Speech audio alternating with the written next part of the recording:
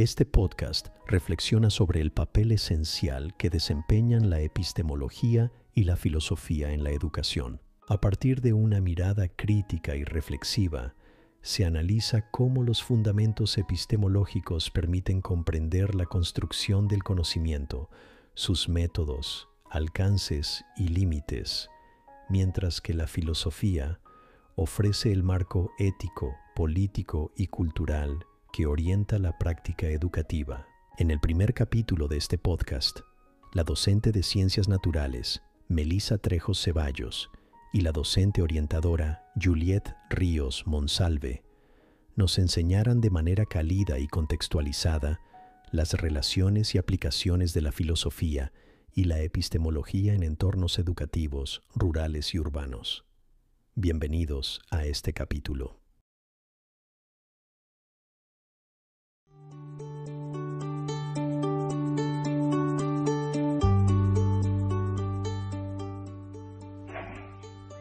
Bienvenidos y bienvenidas a este episodio de Educar desde la filosofía y la epistemología, un espacio donde reflexionamos sobre cómo el pensamiento filosófico y la comprensión del conocimiento pueden transformar la práctica educativa.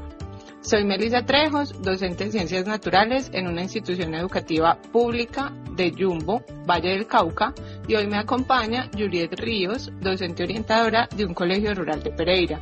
Juliet, gracias por aceptar esta conversación. Gracias a ti, Melissa. Me alegra poder compartir experiencias desde el trabajo que realizo con los integrantes de la comunidad educativa en el campo, donde la educación tiene sus propios retos, pero también tiene una enorme riqueza humana y cultural. Juliet, cuando pensamos en la enseñanza, pocas veces nos detenemos a reflexionar sobre el papel de la filosofía. Sin embargo, como plantea Paitán en el texto Importancia de la filosofía en la educación del siglo XXI, no sé si te has leído ese texto, Juliet, la filosofía nos ayuda a comprender el sentido del acto educativo y a preguntarnos el por qué y el para qué enseñamos.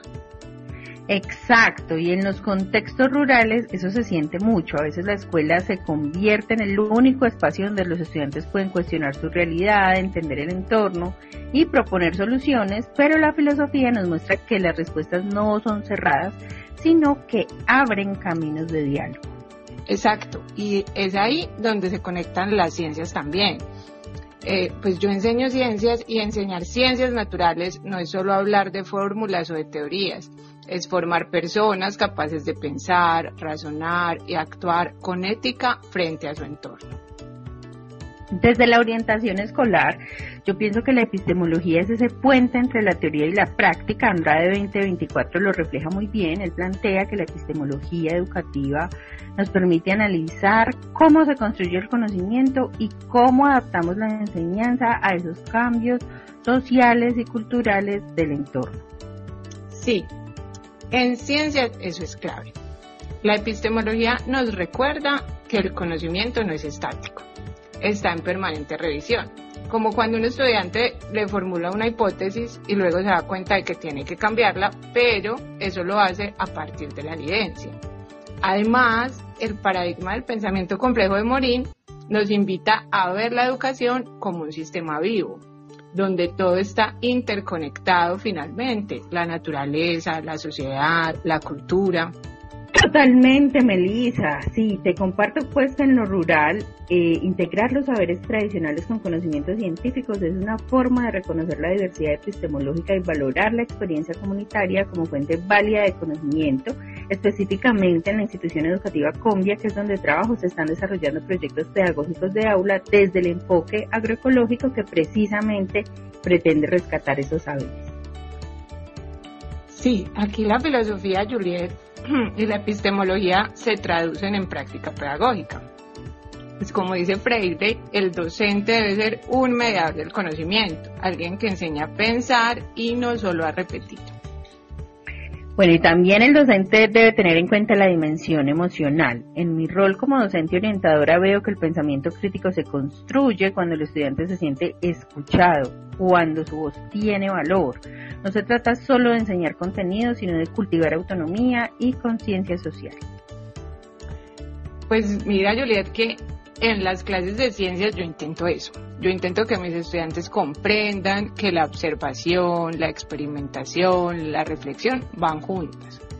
Pues, por ejemplo, cuando hablamos del cambio climático, no solo vemos los datos, sino que también tratamos de ver cómo el fenómeno afecta a las comunidades, qué decisiones éticas podemos tomar, pues y todo esto basado como en que ellos se den cuenta de que es necesario tener esa conciencia social, pero también que ellos pueden aportar.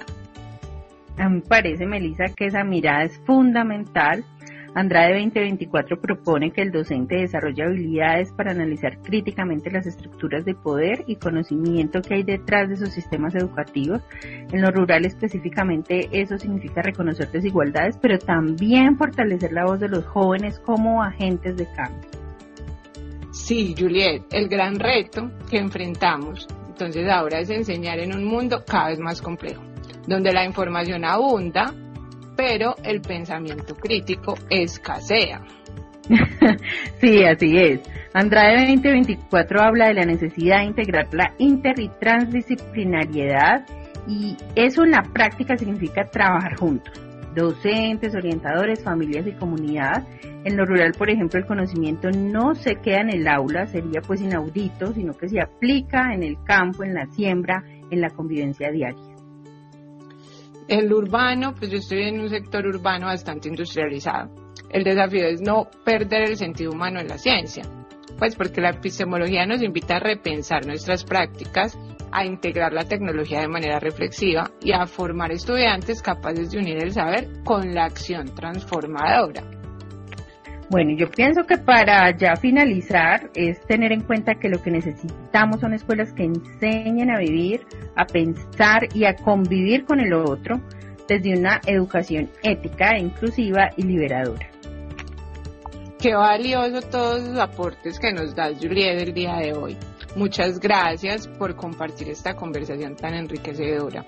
Hoy reafirmamos que la filosofía y la epistemología no son conceptos abstractos, sino herramientas vivas que dan sentido a nuestra práctica educativa.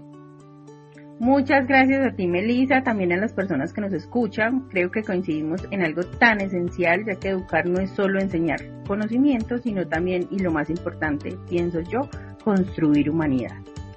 Así es, les agradecemos por escucharnos y los invitamos a seguir reflexionando sobre cómo podemos desde nuestras aulas y comunidades hacer de la educación un espacio de pensamiento, libertad y transformación.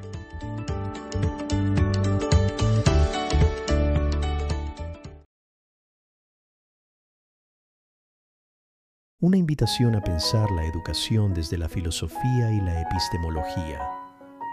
Comprender, cuestionar y transformar el conocimiento como un acto de emancipación y conciencia crítica.